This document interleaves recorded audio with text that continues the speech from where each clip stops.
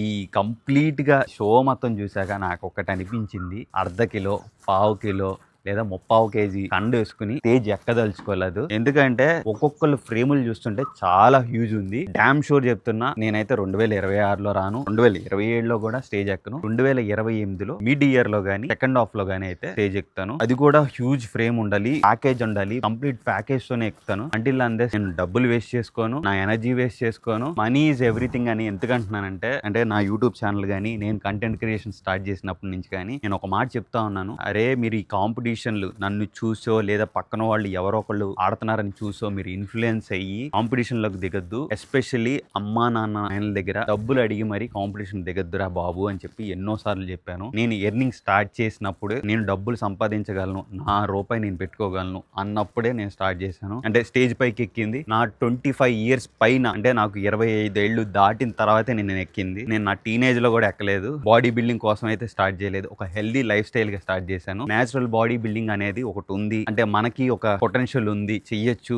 అని చెప్పి నేను స్టార్ట్ చేశాను తప్పితే ఫస్ట్ ఒక లైఫ్ స్టైల్ గా స్టార్ట్ చేశాను. అట్లా బాడీ బిల్డింగ్ ట్రాన్స్ఫార్మ్ అయింది. ఇప్పుడు ఎలా ఉంటుందో మనకు అస్సలు తెలియదు లైఫ్ ప్యాటర్న్ అనేది. సో బీ కేర్ఫుల్, డబ్బులు సంపాదించండి. డబ్బులు సంపాదిస్తేనే కానీ మీరు బాడీ బిల్డింగ్లో కానీ what ever it is, especially body building గురించి చెప్తున్నాను. నేను సపరేట్గా ఒక వీలాగ్ చేసి మన యూట్యూబ్ ఛానల్లో పెట్టాను. ఒకవేళ ఇంట్రెస్ట్ ఉంటే వెళ్ళి లాంగ్ వీడియో చెక్అవుట్ చేసేయండి.